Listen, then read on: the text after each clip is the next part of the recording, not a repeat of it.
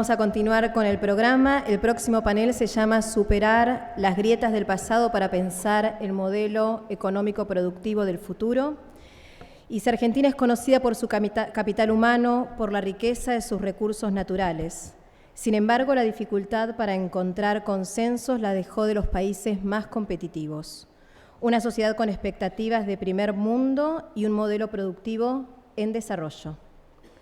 En este panel reflexionaremos sobre nuestros condicionantes históricos y culturales y presentaremos casos de la industria alimenticia y de electrodomésticos que lograron superar la grieta, transformarse y abrirse al mundo.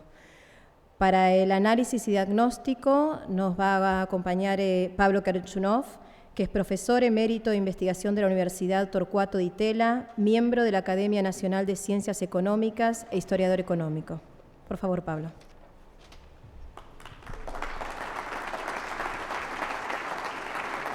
Hola, ¿está funcionando?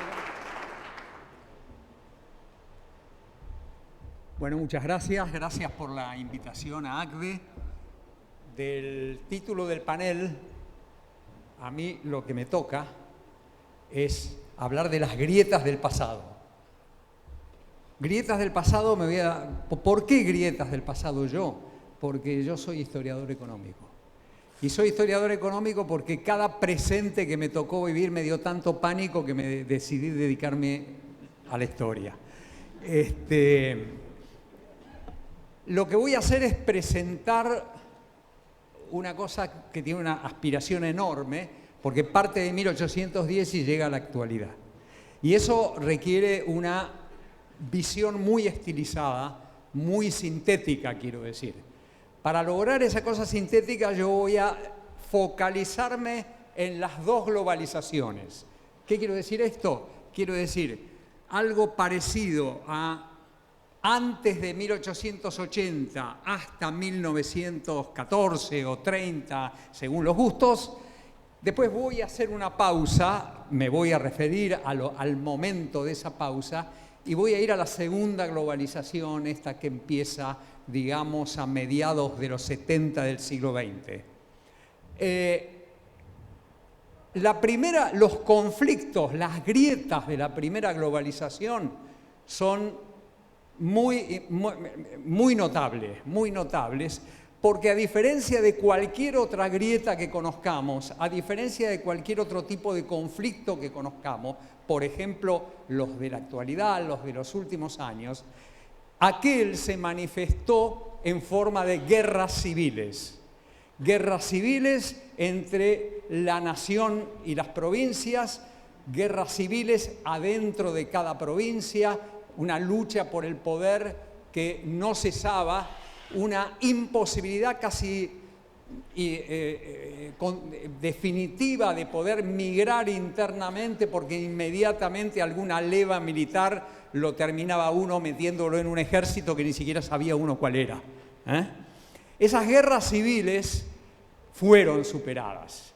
Parecía para los protagonistas de la época que las guerras civiles no iban a terminar nunca.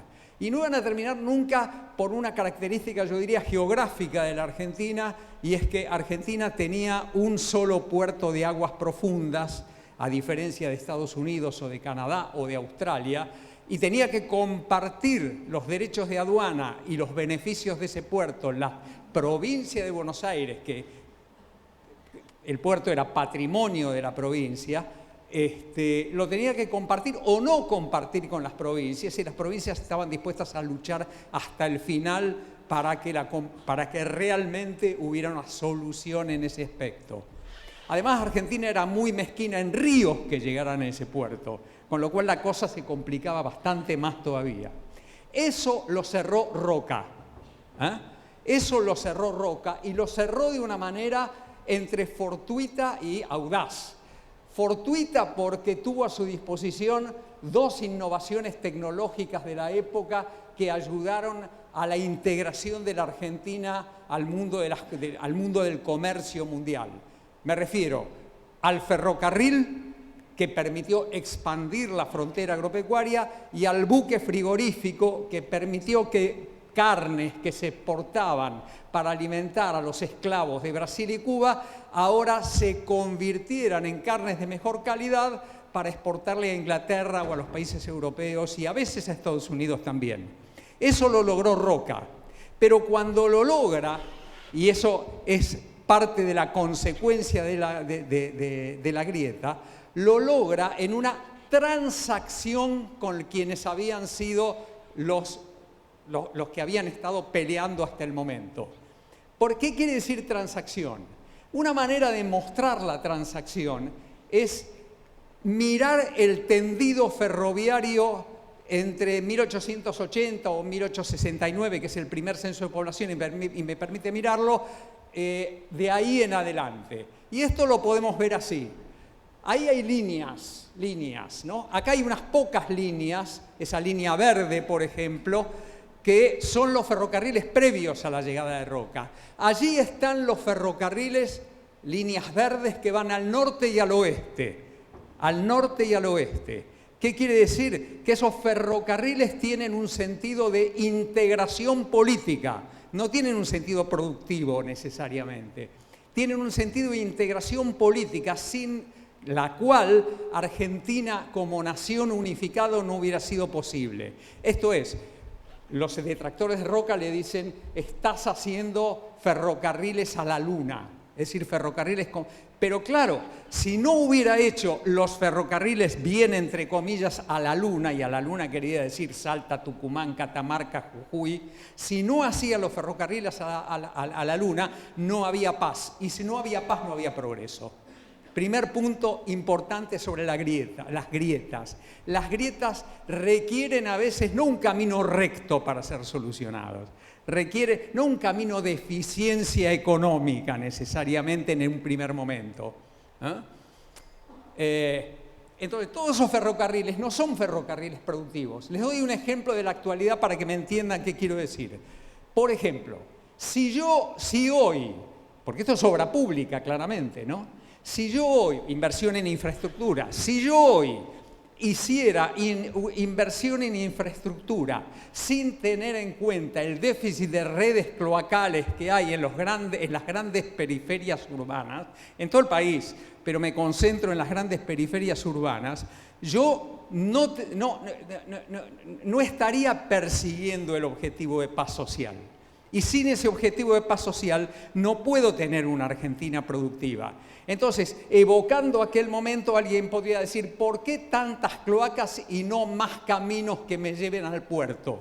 Porque para que los caminos que me lleven al puerto sean de verdad productivos, necesito apaciguar a aquellos que están preguntándose todo el tiempo y a nosotros cuando nos toca. Roca logró eso y el fenómeno a partir de ahí el fenómeno expansivo argentino fue impresionante. Impresionante.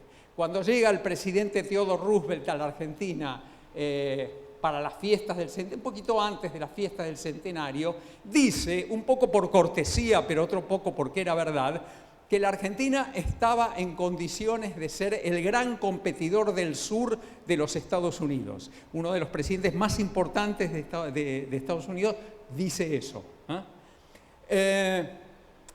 Digo un poco por cortesía, pero de verdad Argentina era un país prometedor. No quiero discutir ahora si esa promesa era teníamos una percepción algo equivocada de esa promesa o no, pero lo que sí importa es que si alguien dice eso es porque las guerras civiles habían terminado, porque la paz se había establecido en la dimensión del conflicto federal y a partir de ahí Argentina pudo andar como anduvo, con esa locomotora de progreso que fue su expansión agropecuaria hasta 1914-1930. Dejo de lado el pasado mediato y pego un salto, porque esto todo ocurre al amparo, o mejor dicho, coexistiendo, no digo al amparo, de la primera gran globalización comercial y financiera que termina.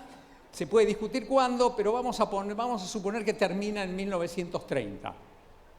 ¿Cuándo vuelven los conflictos asociados a la globalización financiera?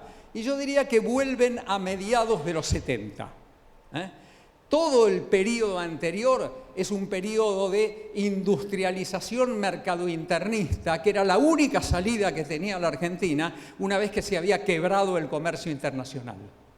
Y se habían quebrado las finanzas también para ayudarnos a progresar, ¿no? Entonces, la segunda parte, quiero decir además que para Roca, para poder unificar, no alcanzaba solamente con ferrocarriles, porque también necesitaba que esos ferrocarriles fueran acompañadas con políticas productivas regionales que retuvieran la población en las provincias.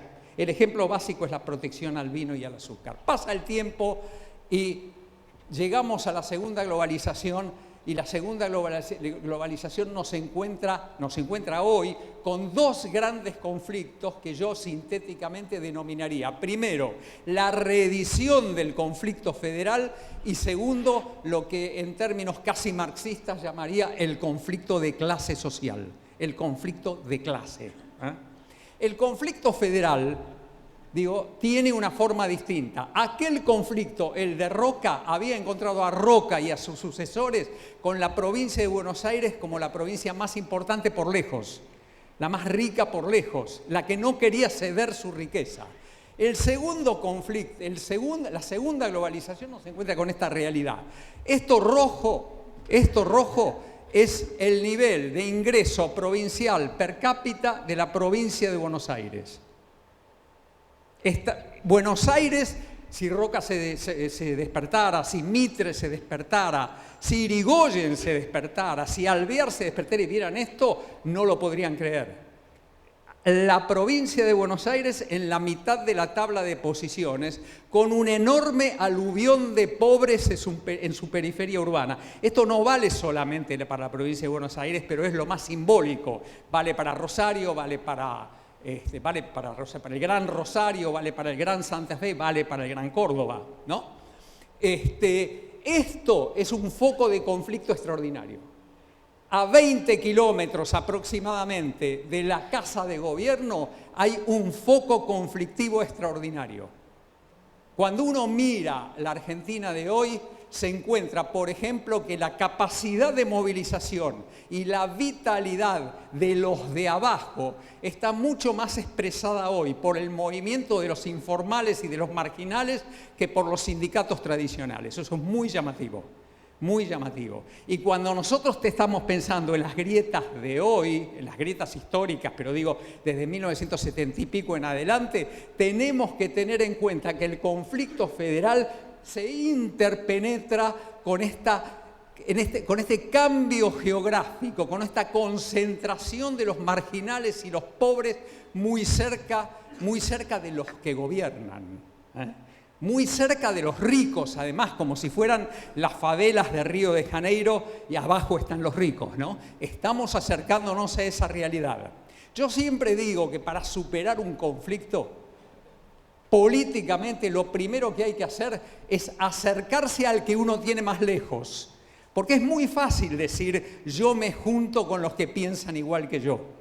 Yo me junto con los que son iguales que yo. El gran desafío cuando uno tiene un conflicto profundo es ponerse en la cabeza del otro, siendo el otro aquel que está más lejos mío, ¿no? Y este es uno de los desafíos, ¿Vamos a llamar vagos a los que manifiestan en la Plaza de Mayo y rompen todo? Me parece que es una respuesta posible y sería una respuesta superficial y no nos llevaría a ninguna solución. Hay que comprender, desde mi humilde punto de vista, profundamente cuál es la razón del otro, cuál es el fundamento del otro.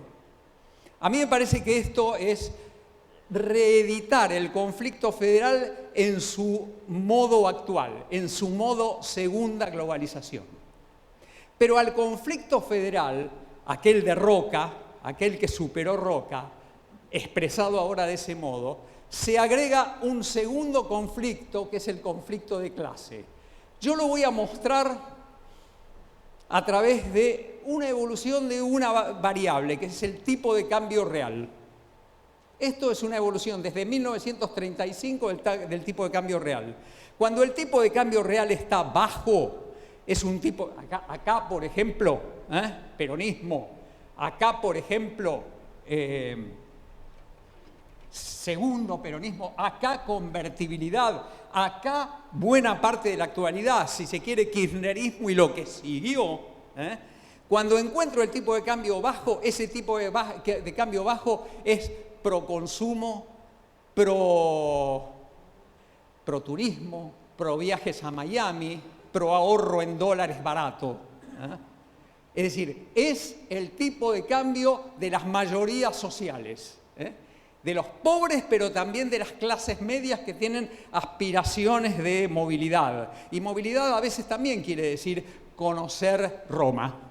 Conocer Roma es una forma de movilidad. Pero satisfacer eso es un problema.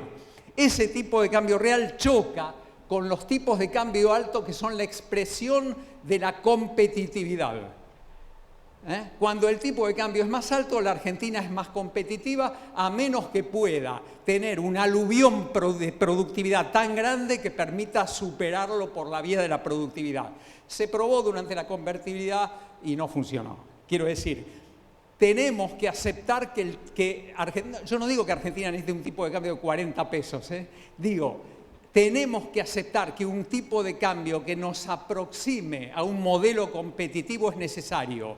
Y para que eso sea necesario hay que pactar con quienes probablemente pierdan cuáles son los frutos de los cuales se van a beneficiar. Yo suelo decir que en una circunstancia como esta, exploratorio es lo que voy a decir, soluciones del tipo participación de los trabajadores en las ganancias es una manera, si se puede cumplir, si el otro cree que yo voy a cumplir con la promesa, es una manera de unificar, de eliminar grieta, de cerrar grieta. Vos me vas a dar hoy algo y yo te voy a devolver mañana algo mejor. Es muy difícil, el ejemplo que doy es solo un ejemplo, pero me parece que es la manera de afrontar el problema. Siempre quisimos hacerlo de maneras distintas, siempre quisimos creer que los perdedores de una cierta coyuntura no iban a tomar revancha y siempre toman revancha, con toda legitimidad por otra parte. Entonces, ¿qué les estoy transmitiendo? Que la Argentina es un caso extremo de brecha entre el tipo de cambio pro consumo y pro ahorro barato en moneda extranjera, la brecha entre eso y el tipo de cambio real de competitividad. A esa brecha, con algún amigo lo estamos llamando siempre conflicto distributivo estructural argentino. Si no cerramos esa brecha, no tiene sentido hablar de nada. No tiene sentido hablar ni de cuánto vamos a bajar el gasto público, ni de cuánto vamos a abrir la economía, nada. Nada si no entendemos que esto es el núcleo que expresa un problema profundo, un problema de naturaleza social. Entonces dije, para la actualidad para un historiador quiere decir los últimos 40 y pico de años, para la actualidad una combinación de conflicto distributivo federal de nuevo tipo y conflicto de clase expresado en el tipo de cambio real de equilibrio social más bajo que el tipo de cambio real de crecimiento y competitividad, esas dos cosas juntas son las que deberíamos explorar y deberían explorar las clases dirigentes para poder superar el problema. Obviamente esto se extiende al Estado mismo. ¿Qué quiero decir? La forma que adopta el gasto público en la actualidad es una forma de conflicto social. Nosotros podemos subir mucho el gasto público. Un gobierno puede subir mucho el gasto público. Subirlo es fácil, bajarlo es casi imposible.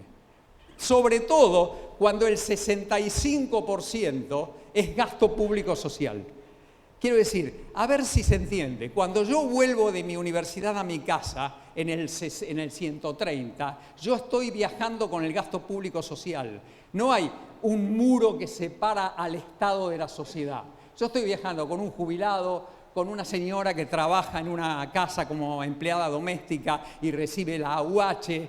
Yo tengo que resolver ese problema en la medida de lo posible con el menor ejercicio de violencia social posible, si lo que creo, como estoy creyendo yo, es que la paz social es condición necesaria para el progreso económico y no al revés. Este es un gráfico en ese sentido. No importa esto. Esto lo que dice es que en los últimos años las cosas han empeorado. Quiere decir que en los últimos 10 años, por ejemplo, las exportaciones están cayendo, el volumen de las exportaciones por persona están cayendo y el PBI por persona crece muy bajo, es de los más bajos del mundo. Estamos en un problema. La última década es definitivamente, mírenlo allí, 2007, 2017, la última década es prácticamente una década perdida y los últimos 5 años son más todavía una década perdida, un quinquenio perdido, perdón, ¿no? Entonces, todo lo que les quise transmitir es tengamos en cuenta estos conflictos porque no nos podemos evadir, no busquemos la solución.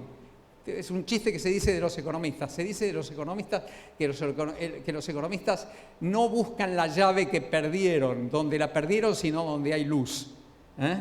Esto es, no busquen la llave necesariamente en la cuestión fiscal, porque la cuestión fiscal está a la mano de los gobiernos. Búsquenla en los conflictos profundos de la sociedad. Termino con esto. Una vez que uno se pone a esta tarea inmensa, que solamente un hombre de más de 70 años puede proponerle a una audiencia porque sabe que no le va a tocar a uno enfrentarla, quiero decirles una condición, y con esto termino, una condición que me parece fundamental para afrontar cualquier problema, y es saber qué somos, saber ricos somos, saber cuánto de verdad podemos repartir, cuál es de verdad nuestro acervo. Y en ese sentido quiero cordialmente disentir con una frase que leí en la presentación de la propia ACDE, que dice: somos ricos en términos de recursos naturales, somos relativamente ricos en términos de capital humano. Quiero decirles lo siguiente. Primero, no somos ricos en términos de recursos naturales. Aquí está la Argentina. Estos son exportaciones nominales per cápita de recursos naturales y transformación de los recursos naturales. A la derecha está Corea del Sur, Chile, Nueva Zelanda, Canadá y Australia. Y estoy poniendo diferencias enormes. Argentina exporta $1.200 por año de recursos naturales y sus transformaciones. Australia exporta 7.000, estoy redondeando, Canadá exporta 9.000. Hay un abismo. Argentina, como alguna vez escribí en un libro, no es Australia, tampoco es Canadá. Segundo, y con esto termino, el nivel de nuestra educación medido por tramos de la población según el grado de educación alcanzado está, obsérvenlo, más cerca de Brasil que de Canadá, Corea, Australia y Nueva Zelanda. A esta altura, no somos un país educado. Si alguna vez lo fuimos, yo diría, revisemos ese fenómeno. Con esto termino. En el censo de 1869, Sarmiento nos mostró que la Argentina tenía 88% de analfabetismo. Y cuando en 1914 termina la Argentina del progreso agropecuario, Argentina está en términos educativos en la mitad de la tabla de posiciones. No está en las primeras 5 posiciones ni en las primeras 10. Entonces, percepción de lo que somos, percepción de nuestra verdadera riqueza como condición necesaria para poder afrontar los conflictos que las grietas profundas que surgen del desafío de las grietas profundas que tenemos. Gracias.